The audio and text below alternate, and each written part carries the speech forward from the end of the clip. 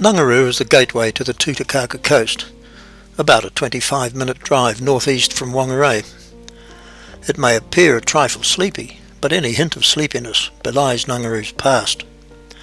In the mid-19th century, coastal shipping took away great quantities of kauri from its hinterland, in the form of logs, sawn timber, gum and roofing shingles. The first timber mill was built in 1840, in the hills at the back of Nungaroo. It was powered by a small waterfall, believed to be New Zealand's first use of water power. The first tanned hides were produced here too, using the mill's bark residue. The mill eventually closed down, and a second was built in Nungaroo itself in 1878. It burned down and another was built. They were both built on this point, which is now a quiet residential street. Timber was plentiful, much of it was kauri, and Nungaroo's kauri was said to be the finest in the north. Some of it was used in Auckland's Calliope dry dock, and totara piles from Nungaroo were used in the first of Auckland's wharves. The remains of the mill's riverside wharf are the only reminder of those prosperous times.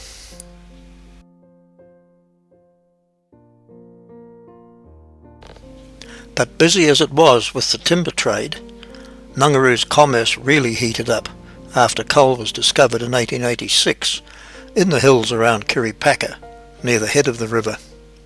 And to carry it away, the river sometimes had more ships in it than the port of Whangarei. The ships were mostly scows and some sailing cutters. Scows comprised much of New Zealand's coastal shipping fleet, particularly in the north. Their flat bottoms and shallow drafts made them ideal for river and estuary ports. The scows were well known around the north. The moa, seen here in the Nungaroo River, became famous during the First World War. Count Felix von Luckner had been captain of the German raider Sea Adler, a former British sailing ship, the Pass of Balmaha. He sank 14 ships in the Atlantic and then tried the Pacific, but he was wrecked on a coral reef and captured and interned on Motuhi Island in the Hauraki Gulf. He escaped and captured the moa, but was caught in the Kermadec Islands by the armed cable-laying ship Iris. He and his crew were eventually returned to Motuhi Island. Moa herself was wrecked at Harihari on the west coast in 1935. To learn more of the early days, we'll join a Captain Percy tour, run by Mr. Percy Ginders. Percy has been running tours of the historic river since 1995. The trip usually lasts about 4 hours. Aboard his comfortable pontoon craft, Kiriawa, we'll sail upriver to where the coal mining township of Kiripaka once stood. Then we'll explore further down the river before returning to where we first joined the cruise.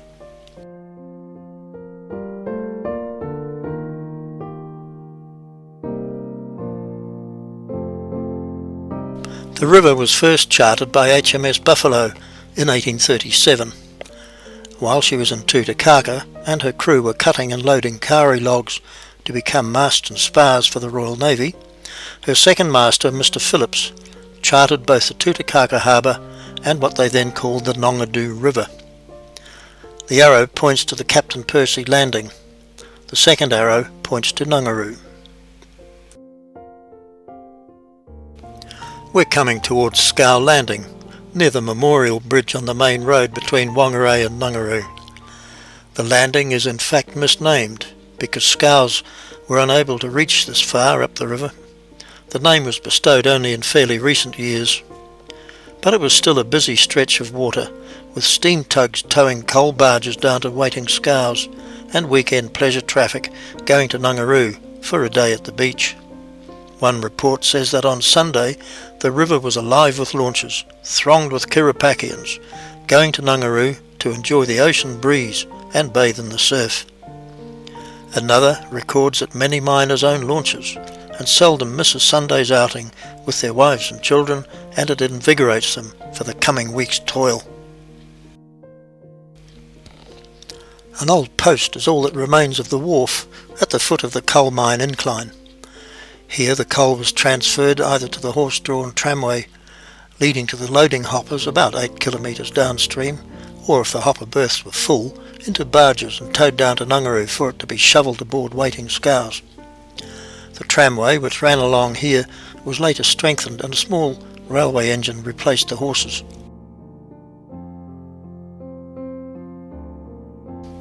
The Main Road Bridge was built in 1946 and named the Memorial Bridge in memory of the Kirriepacker men who died during the Second World War.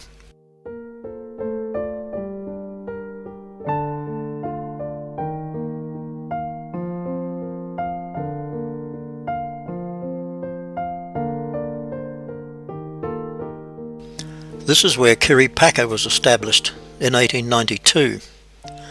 The Kirriepacker coal mining industry lasted from 1893 until the beginning of the 1920s.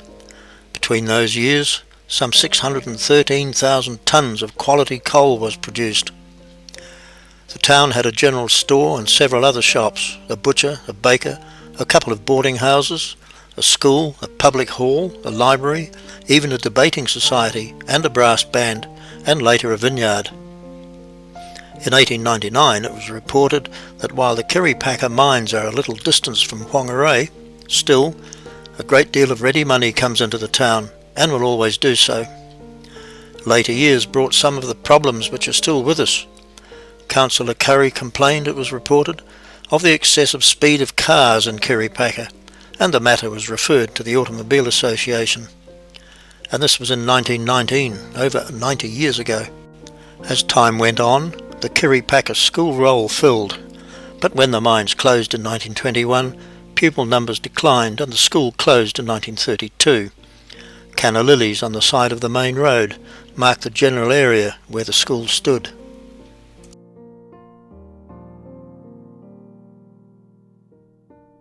The dangers of mining and the rigours of backblocks living were relieved by rousing social gatherings. One account says that recently in Mr. Fife's boarding house, the navvies connected with the Northern Coal Company's new tramway held a smoke concert. After a toast to the King, a song was well rendered by Mr. J. Perry, followed by another well sung by Mr. Brown. The next toast was well responded by the people present, this being to Mr. Taylor, the licensee of the well-known Nungaroo Hotel, who contributed liberally to the conviviality of the evening. Kirriepacker's weather was often a trial to the locals too. Numerous reports speak of thunderstorms, torrential rain and floods. One says that after a lovely day and a starlit night, a severe thunderstorm arose, increasing in violence as the hours went by. The lightning was incessant and the thunder reminded one of a violent cannonade. The rain fell in torrents until Kirriepacker was one sheet of water, quite 4 feet deep and level with the post office floor.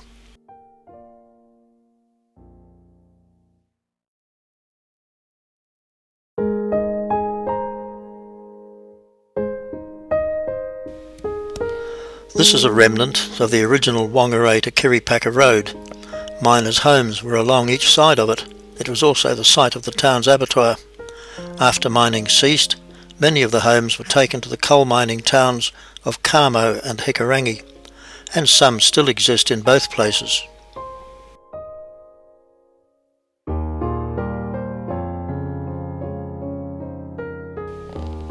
It takes only a few moments to drive past what was Kirriepacker, but in these now empty spaces people bore and raised their families and nurtured their hopes and dreams in spite of their daily privations and the limitations of their horizons, but perhaps buoyed by the assertions at a social gathering in 1906 by Mr. Hutchinson, the Kirriepacker Coal Mines Company chairman, that everyone's future was assured and that Kirriepacker would become the Newcastle of New Zealand.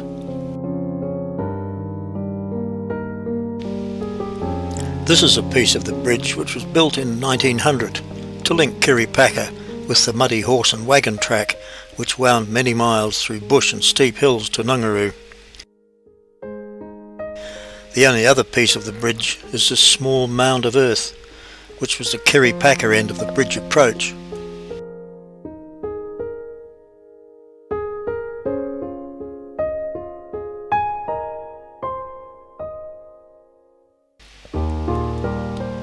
A slab of concrete at the Scow Landing roadside rest area is another link with the past. A tramway from the Panapo mine, opened in 1902 in the hills opposite the Kirripaka mine, ran down an incline and then along what is now Waipoko Road, across what is now the main road, and through what is now the roadside rest stop, and onto a wooden rail bridge across the river. There it connected to the tramway to the coal hoppers, about 8 kilometres down the river. If the hopper berths were full, coal was loaded onto barges and towed by the steam tugs Lena and Tui down to the scows waiting at Nungaroo.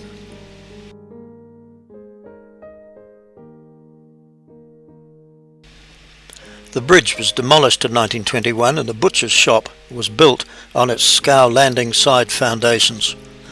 All that's left are pieces of broken concrete, almost unnoticed beneath the invading undergrowth.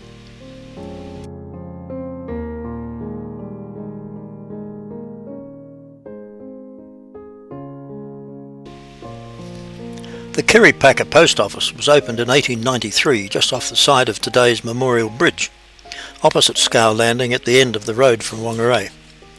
Mail and passengers from Nungaroo came by launch. It wasn't always an easy trip.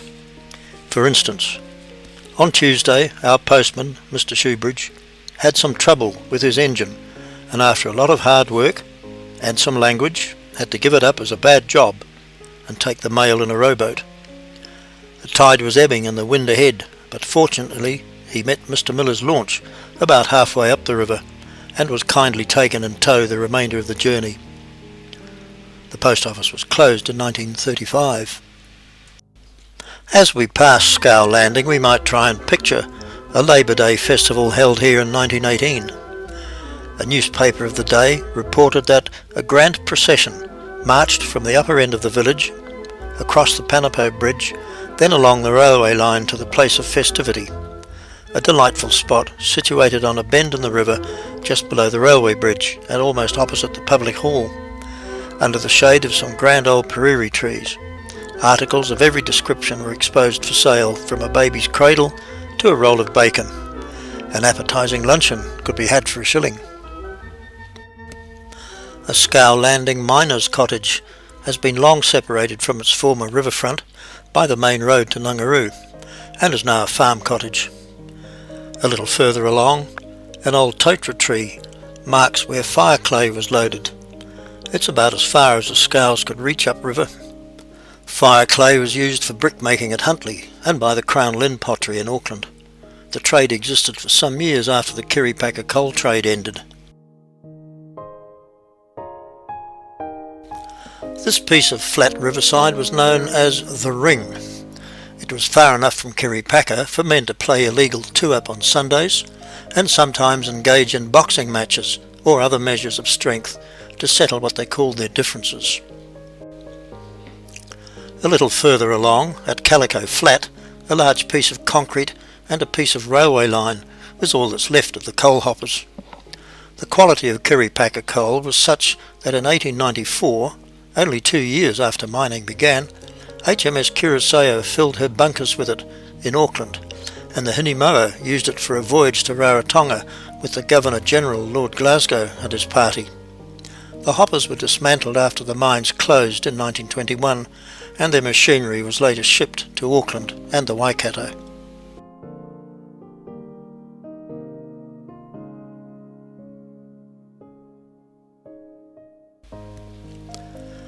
We are now passing the old Kaitea Landing.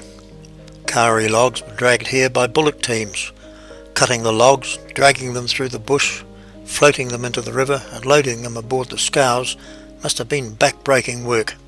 Sometimes the logs were formed up into huge rafts and then towed down to Nungaroo.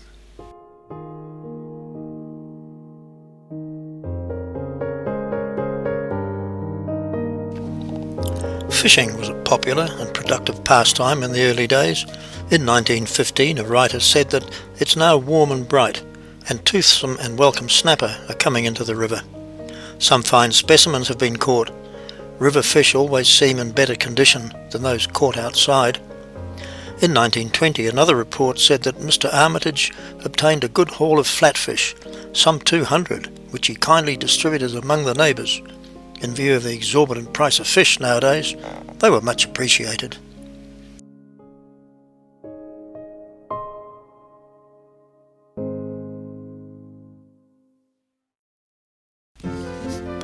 At the farthest-most point of our cruise, a landowner provides a comfort stop.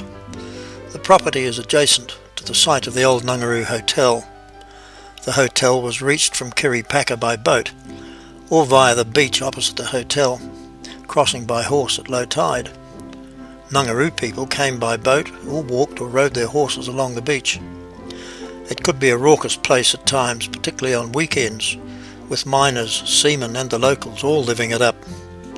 The old hotel also provided useful items for newspapers. 20th September 1890, John Hewitson, a Whangarei resident for some years and a large remittance man, cut his throat at P.B. Brown's Hotel, Nungaroo, last night. And after David Lynch was killed in a bush forestry accident in 1892, his body was brought to the hotel and an inquest was held there.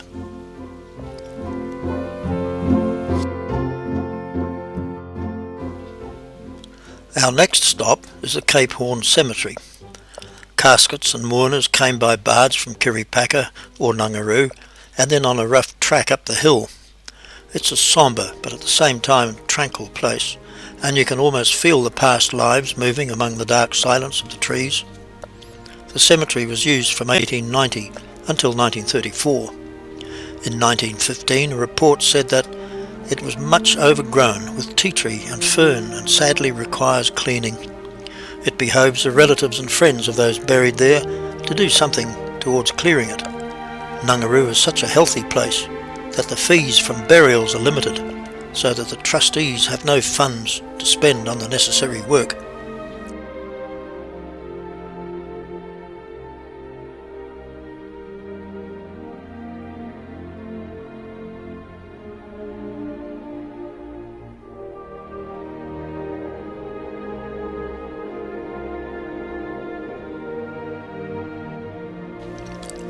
No one knows who named the headland Cape Horn.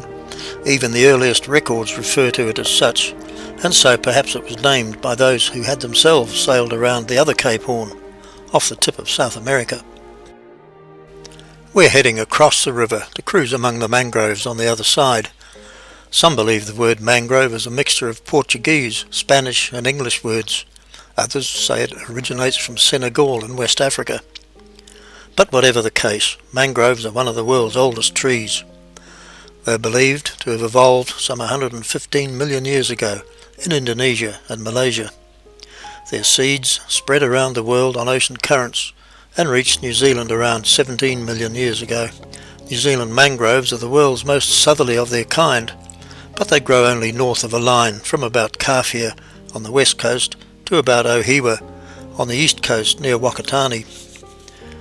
In the tropics, a wide range of fish species depends on mangrove nursery habitats, but in New Zealand, while the numbers of small fish among mangroves are quite high, the varieties are generally low, mostly yellow-eyed mullet, grey mullet, pilchards and anchovies. And while many of our bird species use mangroves extensively for roosting, feeding and breeding, none depends on them. The trees are long-living, and some of the larger ones we are seeing here may well date from pre-European times. Nungaroo River's mangroves are favourable spots for holiday explorers in canoes and small boats. They can spend several hours among the calm and the quiet of the many byways and differing vistas.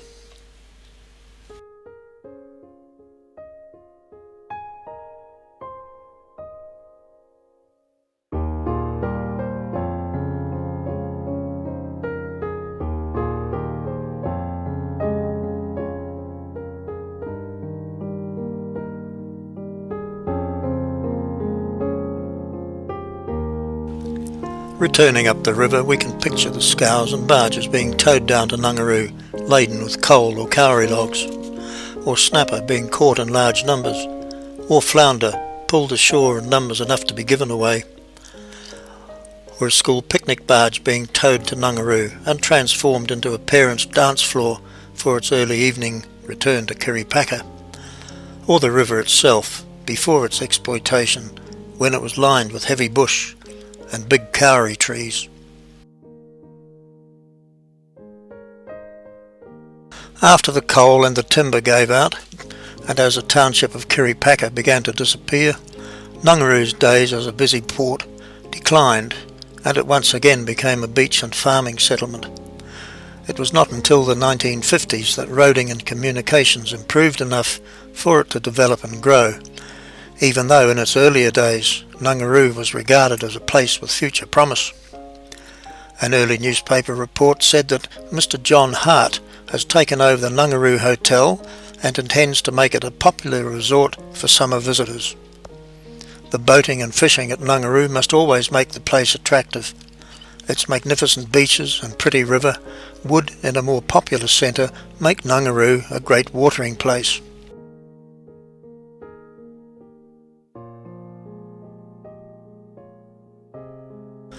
And that was in 1892, just as Kirripaka was being established. Several years later, the praise was even more lavish. Nungaru has all that nature can boast of as a seaside resort. It's second to none, a writer said. It should be the Brighton of Whangarei, or as Manly Beach is to Sydney. There's no place within the same distance of Whangarei where the tired businessman or woman can recuperate so well after a week's toil and renew their vigour with pure ozone. Such prophecies, of course, were made in a different world, a world in which great excitement was caused in 1906 when Nungaru was connected by telephone with the outside world.